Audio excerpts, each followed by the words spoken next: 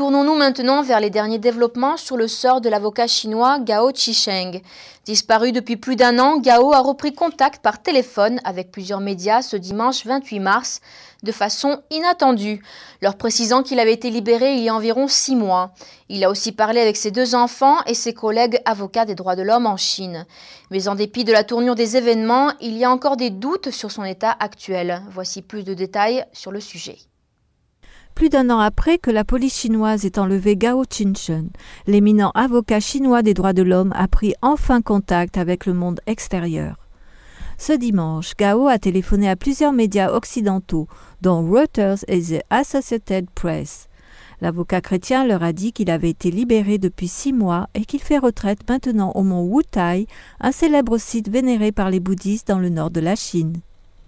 Gao a également parlé à ses 2 enfants et avec sa femme Gan He, qui depuis l'an dernier ont fui vers les États-Unis.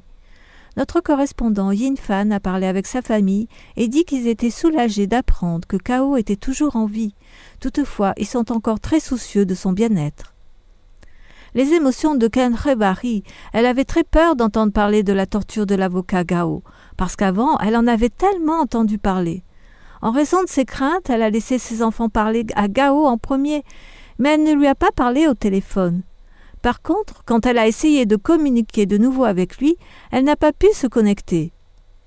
Qu'il refasse surface n'est pas étonnant. C'est dû à la pression croissante de la communauté internationale auprès du régime communiste chinois pour dénoncer la situation de Gao. En dépit de sa récente déclaration, libre à présent, il y a encore des doutes sur son état et sa situation actuelle. Un certain nombre d'avocats des droits de l'homme qui ont communiqué avec Gao croient qu'il demeure sous surveillance policière.